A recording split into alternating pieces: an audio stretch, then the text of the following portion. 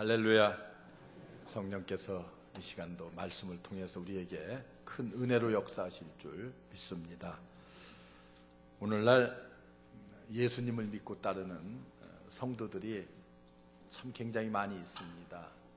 우리 남한 땅에도 많게는 1200명이라고 하는 통계가 나와 있을 만큼, 그렇다면 4명 가운데 1명꼴은 예수 믿는 사람이라고 볼 수가 있습니다. 그런데 예수님이 이 세상에 살아 계실 적에도 예수님을 따르는 무리들이 굉장히 많이 있었습니다. 그러나 그렇게 많던 예수님을 따르던 많은 군중들도요, 예수님이 십자가의 그 고통과 아픔을 눈앞에 두고 있을 적에는 모두가 다 뿔뿔이 흩어져서 도망치고 말았습니다. 여러분, 그 중에서 예수님의 제자들도 역시 마찬가지였습니다.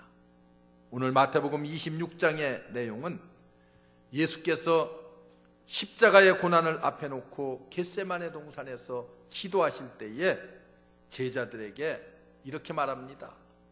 내가 저기 가서 기도할 동안 너희들은 여기 있어서 시험에 들지 않게 깨어 기도하라, 이렇게 부탁을 하십니다. 그리고 또 베드로와 요한과 야고보라고 하는 이 세 사랑하는 제자들을 좀 더 가까이 다가오라고 하시면서 그들에게도 기도를 부탁합니다. 그리고 주님은 좀 더 깊이 들어가셔서 고민하며 슬퍼하시면서 땅에 엎드려 간절하게 하나님 앞에 기도했습니다. 그 기도의 내용은 이렇습니다. 오늘 읽은 말씀 그 앞부분에 보면은 아버지여 아버지여, 만일 할 수만 있거든 이 잔이 내게서 떠나가게 하옵소서. 그러나 내 원대로 마옵시고 아버지의 원대로 하옵소서. 이렇게 기도했어요. 땀방울이 마치 핏방울과 같이 되도록 하나님께 간절히 기도하십니다. 그렇게 기도하시다가 이제 제자들의 있는 곳에 내려와 보니 모두가 다 잠만 쿨쿨 자고 있었습니다. 그때 예수님은 제자들을 다시 깨웁니다. 야, 이제는 일어나라, 우리 함께 가자, 이렇게 말씀해요. 여러분, 오늘 26장에 나타나 있는 내용의 핵심적인 것은 그런 것입니다. 가룟 유다가 예수님을 배신해서 예수님을 팔아넘기는 그런 사건이 나오고요, 또 베드로가 예수님을 잡으러 온 대제사장에 소속된 그 부하들에게 그 중에 말고라는 사람의 귀를 칼로 내려쳐서 베어버립니다. 예수님께서 이때에 베드로에게 뭐라고 말합니까? 칼을 거두어라, 칼집에 꽂아라, 칼을 쓰는 자는 칼로 망한다고 하는 경고의 메시지를 이 베드로에게 주십니다. 또 제자들의 겁에 질려 예수님의 곁을 다 뿔뿔이 떠나버리는 그런 내용들을 담고 있습니다. 우리는 이 사건 속에서 우리 성도들의 모습이 바로 이들의 모습과 다를 것이 없지 않는가. 그래서 오늘은 제가 세 종류의 성도라는 이런 제목의 말씀을 여러분들과 함께 나누려고 합니다. 그 첫째는 변화무쌍한 신자가 있습니다. 여러분, 환경에 따라서 변화무쌍한 성도들을 일컫는다고 볼 수 있습니다. 유다와 같은 신자라고도 우리가 볼 수 있습니다. 예수님의 제자의 수에 들어가기는 했지만은 엄격히 따지면은 이 사람은 참 신자라고 볼 수가 없습니다. 교회에는 여러분 이런 성도들도 없지 않아 있습니다.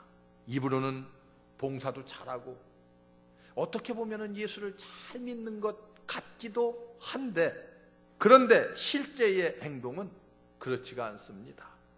입으로는 유실론자인데 그의 하는 삶의 모습을 본다거나 행동을 보면은 무신론자와 같은 그런 삶을 사는 자들이 하나님의 교회 안에 많이 있어서 이들 때문에 교회가 혼란스럽고 또 주님이 욕을 먹습니다.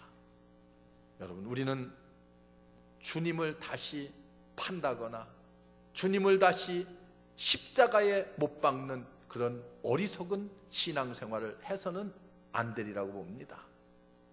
우리는 내 생활을 늘 돌아볼 줄 알아야 돼요. 나는 주님을 다시 팔지는 않았는가?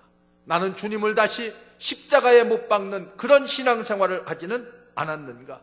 내 자신을 돌아보면서 내 신앙을 다시 한번 새롭게 하고 그리고 하나님 앞에 올바로 설 수 있는 믿음의 삶이 우리에게 필요합니다. 여러분, 또한 거기 보면은 요한과 야고보와 같은 제자들도 있습니다. 수시로 변덕이 많은 그런 유동적인 성도들입니다. 누가복음 9장 54절을 보면은 이들은 우레의 아들이라고 하는 별명을 가진 자라고 말씀하고 있습니다. 성급한 성미의 소유자, 또 명예욕이 많아서 예수님 좌편 우편에 앉게 해달라고 요구하는 사람들이었습니다. 그러나 막상 주님이 그 신변에 위험이 닥치고 어려움이 닥치게 되니까 어디로 살아버렸는지 모르는 그런 제자들입니다. 다 도망가 버리고 말았어요. 예수님 곁에 남아있지를 않았어요. 여러분, 환경에 따라서 움직이는 신자들임을 우리가 알 수 있습니다. 좋은 환경일 때는 예수님을 잘 믿는 것 같습니다.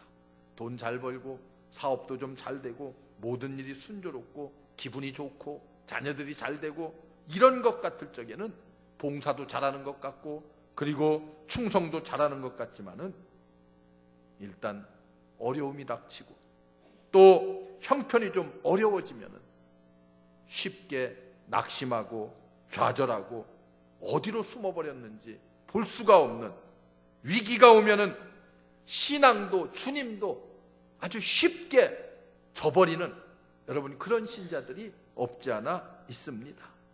여러분, 이렇게 환경에 의해서 좌우되는 신자, 여러분, 조금만 무슨 일이 있어도, 조금만 그저 상처가 되는 일 하나만 있어도 금방 이렇게 마음에 섭섭함을 금치 못해서 돌아서는 이런 사람들.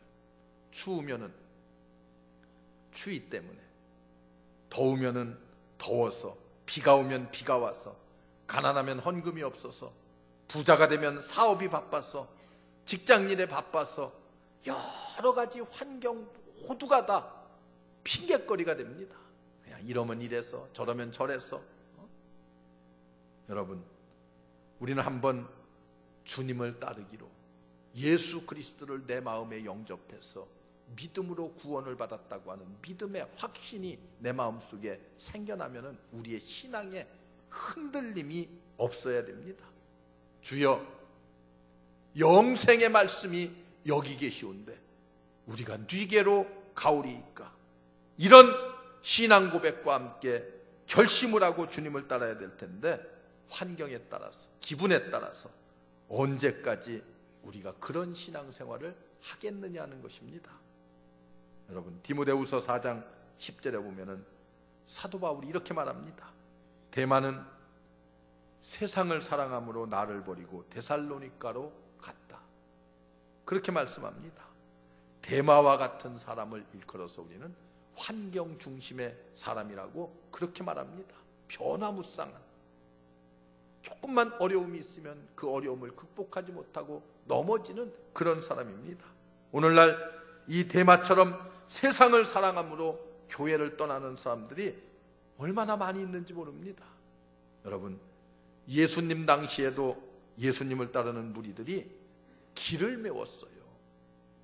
예수님께서 기사를 베풀고 예수님께서 이적을 베풀고 할 적에는 예수님을 따르는 무리들이 길을 메웠지만은 예수님이 고난을 당하시고 예수님이 십자가를 그 어깨에 지시고 그럴 때에는 어떻게 했습니까?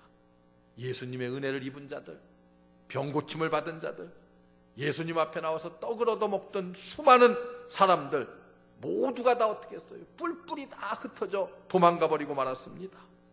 그리고 골고다 언덕까지 끝까지 따라가면서 눈물을 흘리던 자들은 누구였어요?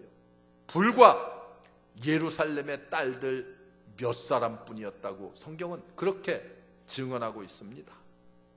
여러분, 오늘날 우리도 정말 무서운 환난과 핍박이 우리에게 닥친다고 가정하면은 여러분, 신앙을 끝까지 지키면서 주님을 따라 나설 수 있는 사람이 얼마나 되겠는가? 나는 어떠한가?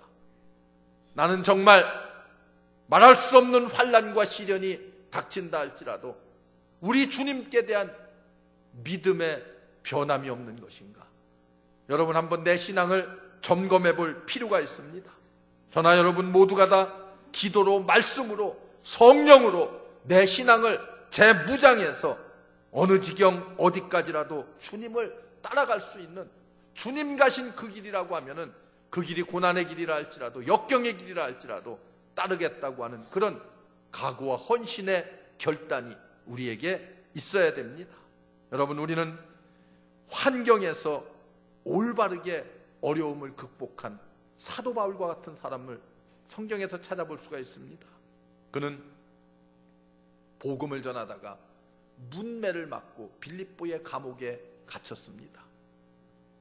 착고에 채여서 움직이기조차도 불편한 그런 상황이었습니다. 그런데 그는 이런 위기의 환경을 잘 극복합니다. 오히려 밤중에 일어나서 하나님을 찬미하고 하나님께 기도했다고 성경은 그렇게 말합니다. 이렇게 그런 어려운 여건과 환경에서 하나님 앞에 오히려 기도하고 그리고 하나님께 찬송했더니 결과는 어땠습니까?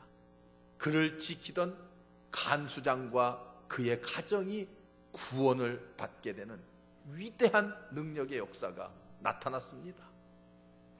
환경은 이렇게 극복할 수 있어야 됩니다. 성도의 어려운 환경, 성도의 어려운 고난의 길이라고 하는 것은 위대한 하나님의 새로운 창조의 산실이라고 하는 사실을 우리가 기억해야 됩니다. 여러분, 사도행전 28장을 보면은 로마의 재판을 받기 위해서 바울이 죄수로 끌려갑니다. 어떻게 보면은 죄수의 몸으로 낙심되고 절망될 수도 있습니다. 그런데 바울은 오히려 하나님 앞에 감사합니다. 로마는 내가 그렇게 가고 싶었던 도시라는 거예요. 복음을 전하기 위해서 나는 로마에 가기를 원한다고 수없이 고백을 했었습니다.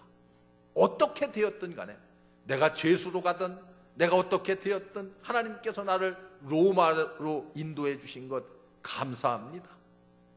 로마에 복음을 전할 수 있는 발판을 삼는 그런 좋은 기회가 되었기 때문에 그렇습니다.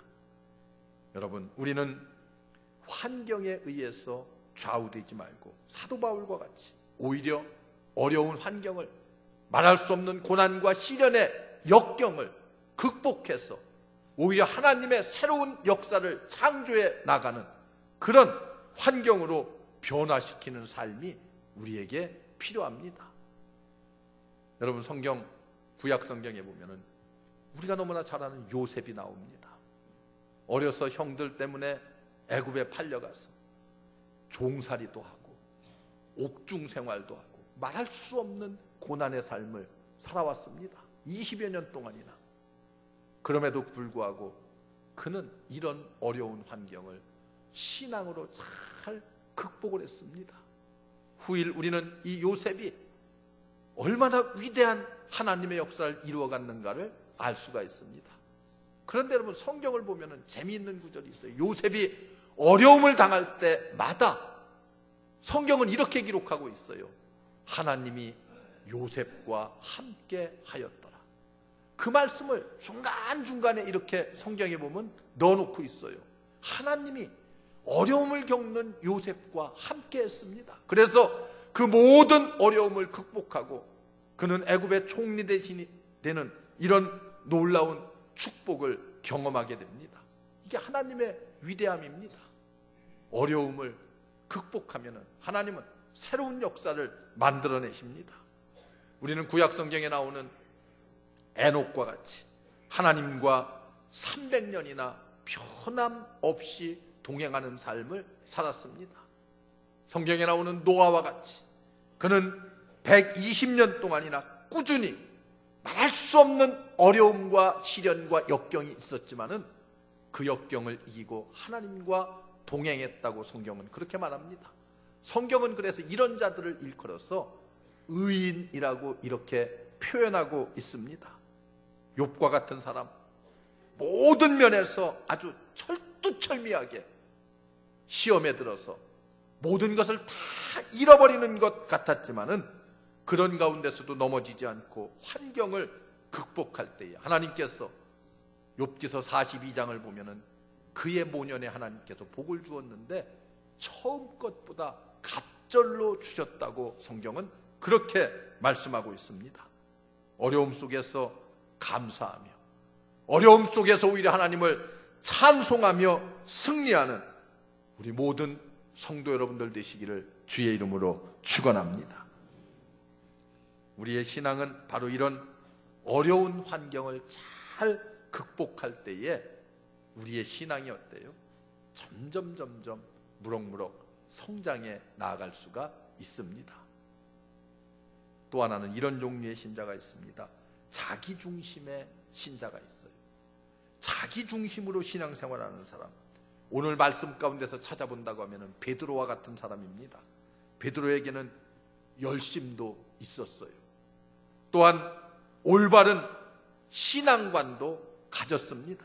마태복음 19장에 보면은 우리가 모든 것을 다 버리고 주를 쫓겠나이다 이렇게 고백해요. 또 26장에 가서 보면은 모두가 다 주님을 버릴지라도 나는 언제나 주를 버리지 않겠나이다 이렇게 고백해요. 누가복음 22장에 가서 보면은 저가 말하여 가로되 주여 내가 주와 함께 오게도 죽는 데까지도 가기를 준비하였나이다 이렇게 말해요. 죽기까지 주님과 함께 가겠노라고 그렇게 고백하고 있습니다. 여러분, 우리는 베드로가 얼마나 교만에 가까우며 자기 중심의 신앙을 가진 자인 줄 쉽게 알 수 있습니다.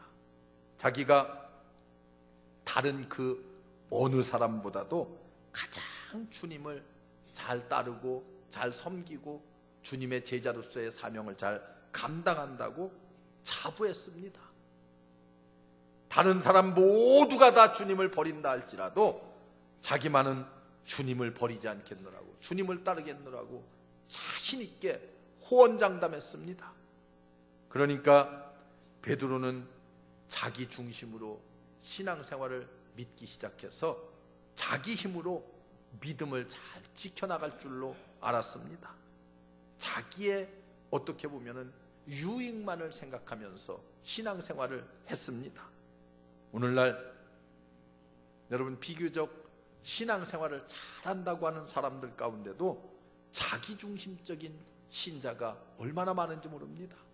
하나님의 영광을 위해서 사는 것이 아니라 그저 예수 믿고 복받고 병 고치고 뭐 이런 곳에 목적을 두고 신앙도 결국은 자기중심의 신앙으로 그렇게 신앙생활하고 세상을 살아갑니다. 우리 신앙생활이라고 하는 것은요, 예수 믿고 구원받고 성령으로 충만해서 성령께서 내 삶을 인도하고 주장하고 하나님이 기뻐하시는 신앙생활을 해야 됩니다. 여러분, 오늘날 우리가 구원을 받았다고 하는 것은 이제는 구원받은 하나님의 백성으로서 내가 세상을 어떻게 살아갈 것인가를 늘 정리하면서 살아야 돼요. 남의 유익을 위해서도 살아야 되고 하나님의 영광을 위해서도 사는 신앙생활을 해야 되고 이웃을 위해서도 여러분 내 삶을 내어놓을 수 있는 그런 삶을 우리가 살아야지만 이것이 올바른 신앙생활이고 하나님께서 원하시는 신앙생활이 아니겠어요? 우리는 이 시간 말씀을 보면서 행여라도 내 신앙은 내 중심적인 신앙생활이 아니었나 좀 돌아보며 반성할 수 있는 그런 시간이 되어야 됩니다. 내 비위, 내 주장, 내 성격에만 모든 것을 맞추려고 하는 그런 신앙생활에서 벗어나서 이제는 내 적은 몸, 크신 하나님의 은혜를 어떻게 보답할 것인가, 그것을 생각하면서, 그리고 좀 더 나를, 내 이웃을 위해서, 지역을 위해서, 교회를 위해서, 주를 위해서 헌신할 수 있는 아름다운 삶, 이것이 성도의 삶이 되어야만 됩니다. 바로 예수님 중심의 삶으로 우리의 신앙생활을 전환해야만 합니다. 이것이 하나님이 기뻐하시는 신앙생활, 그리고 승리로운 신앙생활의 모습입니다. 또 하나의 부류가 있습니다. 자기중심적인 신앙생활하는 사람과 아울러서 하나님 중심으로 신앙생활하는 사람이 있습니다. 가장 모범적인 신앙의 모습을 보이는 사람입니다.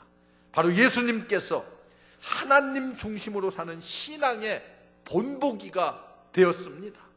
예수님은 겟세마네 동산에서 제자들에게 배신을 당하시고 외면당하시고 베드로와 같은 제자에게도 3번씩이나 모른다고 부인을 당하는 그런 고통을 겪었지만은, 그러나 예수님은 하나님께 이렇게 기도합니다. 할 수만 있으면 이 잔을 내게서 옮기시옵소서. 그러나 내 뜻대로 마옵시고 아버지의 뜻대로 하옵소서. 이것이 예수님의 마음입니다. 기도입니다. 비장한 각오를 십자가를 지시고 하나님의 뜻에 순종하는 그런 아름다운 자세. 여러분, 예수님의 모든 생애의 삶을 보면은 언제나 하나님 중심의 신앙생활을 했던 것을 우리가 볼 수 있습니다. 여러분, 입으로는 주님을 따라가는 길이라고 하면서 어디든지 내가 주님 가신 길이라면 따르겠나이다 고백합니다. 오늘 찬송 불렀어요. 존귀 영광 모든 권세 주님 홀로 받으소서. 멸시천대 십자가는 제가 지고 가오리다. 우리 여러분 그렇게 찬송하면서 고백했어요. 그런데 보세요. 거꾸로요. 언제나 존귀 영광 모든 권세는 내가 다 받겠나이다. 멸시천대 십자가는 주님이나 지고 가시지요. 여러분, 이게 보통 우리들의 신앙생활이 되고 있지는 않습니까? 교회에서도, 사회에서도, 가정에서도 조금만 어려운 일이 있으면은 어때요? 서로 핑계하고, 서로 다투고, 시기하고, 서로 십자가를 지려고 하지 않고 도망가는 모습들을 보이고 있습니다. 우리 성도님들, 내게 주어진 사명이라고 하는 것이 얼마나 소중한가를 깨달아 알아야 됩니다. 내가 하는 일이 얼마나 주님을 위하는 일인가. 여러분, 한번 우리가 신앙생활하면서 내 자신의 신앙을 돌아보면서 내가 하는 일, 만약에 주님이라고 하면은 이럴 때에 어떤 결단을 내릴 것인가? 만약에 우리 예수님이라고 하면은 이 일을 처리함에 있어서 어떻게 처리할 것인가? 여러분, 그런 것들을 좀 한 번씩 생각하고 나서 모든 일을 처리하고 행동한다고 하면은 우리는 하나님의 영광을 위해서 사는 아름다운 삶을 살기에 부족함이 없게 될 것입니다. 오늘날 많은 사람들이 자신의 해야 될 의무가 본분이 무엇인지는 깊이 생각하지 않습니다. 자기에게 주어진 권리라든지 권위라든지 이런 것만을 찾으려고 노력하는 사람들이 얼마나 이 땅에 많은지 모릅니다. 2012년 이제 새로운 여명이 밝은 지도 이제 석 주째를 접어듭니다. 여러분, 우리 성도님들은 그저 묵묵히 하나님의 말씀에 순종하면서 어떤 어려움이 시련이 있다 할지라도 낙심하거나 좌절하거나 원망하지 않고 나보다 주님을 위해서, 때로는 교회를 위해서, 때로는 이웃을 위해서 열심으로 봉사하고 일하며 하나님 중심적인 삶을 사는 우리 모든 성도 여러분들 되시기를 주의 이름으로 축원합니다. 기도하겠습니다. 은혜로우신 하나님 감사합니다. 오늘 이 복된 날 주님 앞에 나와서 말씀을 통해서 새롭게 결단하게 하시니 감사합니다. 변화무쌍한 성도들 되지 않게 하옵소서. 자기 중심적인 신앙생활하지 않게 하시고 하나님 중심적인, 하나님께 영광되는 아름다운 신앙생활하는 우리 모든 성도들 삼아 주시옵소서. 예수님의 이름으로 간절히 기도하옵나이다. 아멘.